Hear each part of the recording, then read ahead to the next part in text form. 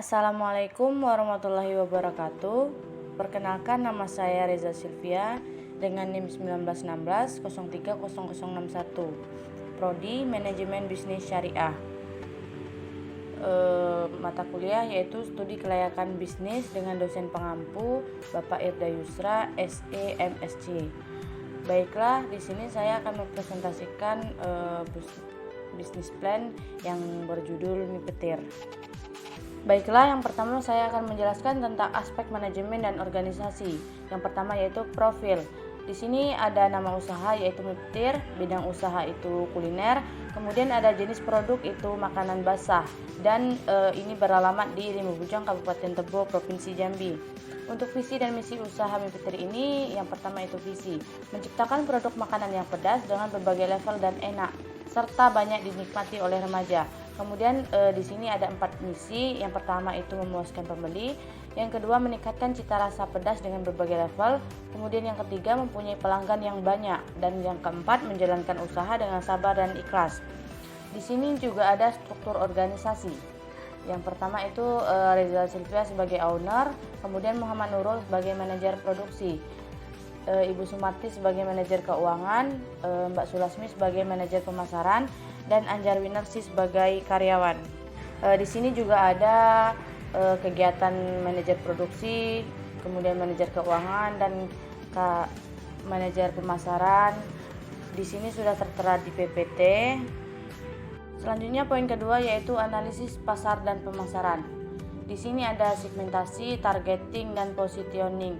Teman-teman semua bisa membacanya di PPT, sudah saya jelaskan di PPT. Kemudian juga ada permintaan dan penawaran. Kemudian di sini juga ada analisis kelayakan pemasaran. Di sini ada konsumen. Konsumen itu masyarakat Kecamatan Limubujang. Kemudian produk itu kami mempunyai produk dengan berbagai level pedas. Untuk harga itu mulai dari 10.000 sampai 15.000, itu tergantung dengan level. Kemudian promosi, kami membuat promosi itu membuat spanduk dan mempromosikannya di media sosial. Kemudian ada analisis persaingan. Persaingan dari Mie Petir ini seperti mie ayam pada umumnya. Kemudian juga ada program pemasaran, itu sudah saya tuliskan juga di PPT. Next, poin ketiga yaitu aspek teknis dan organisasi. Di sini ada lokasi yaitu beralamat di Jalan Pahlawan, Kecamatan Limubujang, Tebo, Jambi. Untuk sarana dan prasarananya kami menggunakan toko. Kemudian untuk tenaga kerjanya di sini ada owner, manajer produksi, manajer keuangan, manajer pemasaran, dan karyawan. Di sini juga sudah saya tuliskan bahan utamanya, sudah tertera di PowerPoint. Kemudian bangunan dan tata letaknya. Kemudian jadwal pelaksanaan ini, kami buka mulai dari jam 11 siang sampai jam 8 malam. Kemudian untuk estimasi biaya sudah saya tuliskan di PPT. Jumlah dari semua total itu 2.360.000. Untuk analisis teknik dan teknologinya, di sini ada proses operasi usaha, itu ada bagiannya. Yang pertama itu proses perencanaan, yang kedua rencana persediaan, yang ketiga rencana kebutuhan tenaga kerja, yang keempat rencana pengawasan, dan yang kelima rencana pesanan. Kemudian di sini juga ada kebutuhan bahan produksi. Di sini ada pendanaan, kemudian pengawasan, kemudian kegiatan pemasaran. Yang terakhir kegiatan perawatan teknologi. Di sini kami masih menggunakan alat tradisional. Next, poin keempat, aspek keuangan. Di sini ada pasar.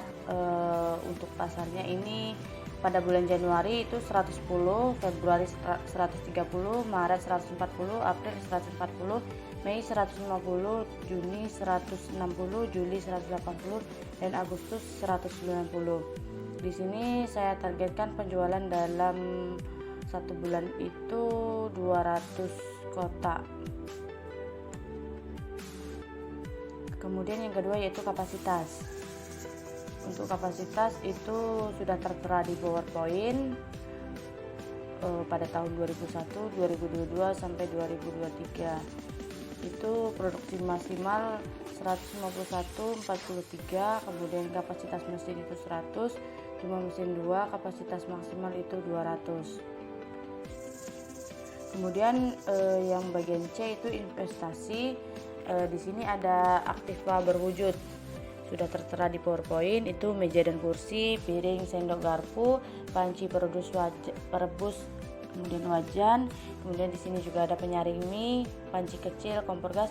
Ini sudah saya tuliskan di PPT harga, total, nilai sisa, dan depresiasi.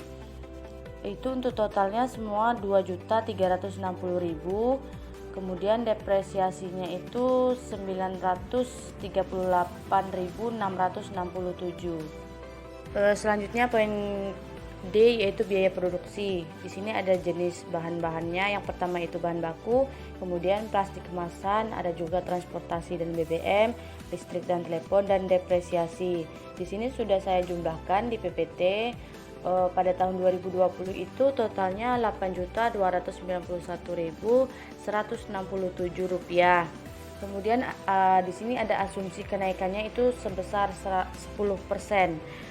Dan pada tahun 2021 itu naik menjadi Rp12.034.131. Dan pada tahun 2022 itu naik juga 10%, dan totalnya menjadi Rp16.452.163. Next, untuk uraiannya itu bahan baku pada tahun 2020 7.000, pada tahun 2021 itu 7.700, dan pada tahun 2022 itu 8.470. Untuk plastik kemasan itu pada tahun 2020 250, pada tahun 2021 itu 275, dan pada tahun 2022 itu 303. Jadi total kebutuhan dana tahun pertama itu dijumlahkan total investasi dan biaya produksi tahun pertama. Jadi semuanya 10.651.167 rupiah. Yang ke E yaitu sumber dana. Sumber dana itu 10.651.167 rupiah. Selanjutnya itu F, HPP, perhitungan harga pokok produksi dan penjualan. Untuk total biaya bahan baku itu sebesar Rp6.452.500. Kemudian total biaya overhead pabrik, di sini ada biaya transportasi dan BBM itu sebesar Rp500.000. Biaya listrik dan telepon itu sebesar Rp400.000. Biaya depresiasi itu Rp938.667. Di sini ada biaya maintenance itu 5% dan dikurang 10% dari investasi, jadi 118.000.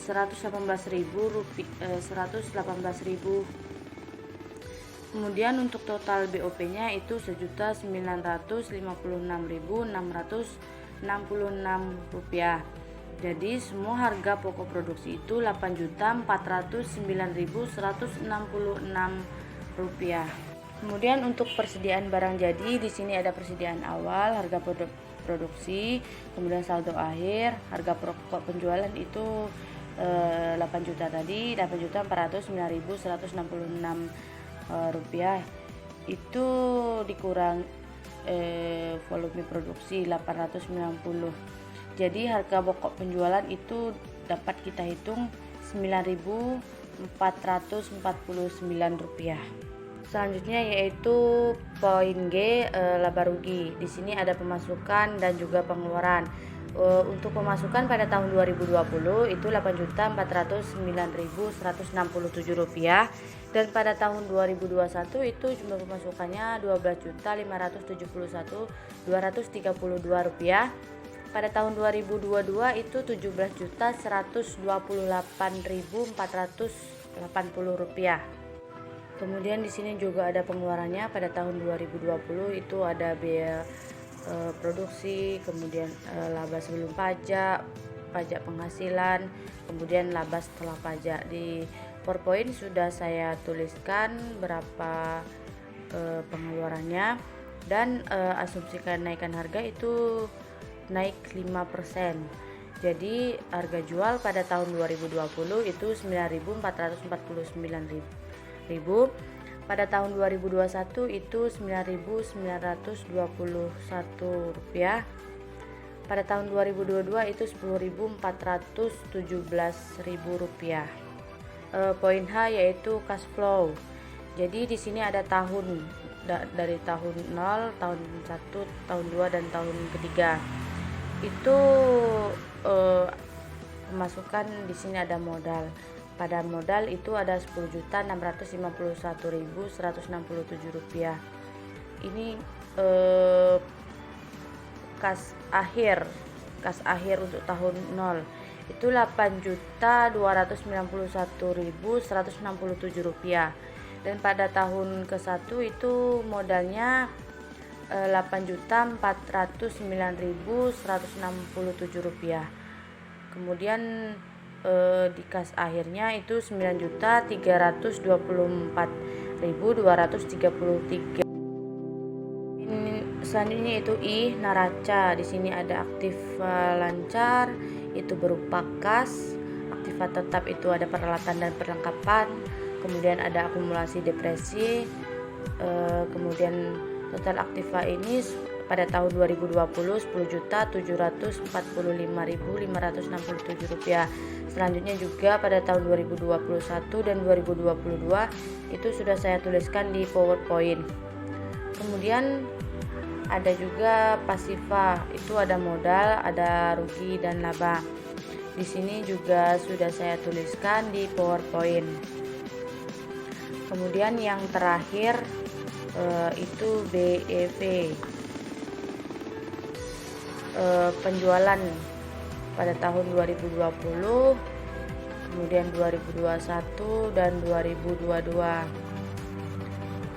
Di sini ada tiket cost, transportasi dan BBM, rekening telepon, kemudian variabel cost, bahan baku, plastik, pajak dan penghasilan.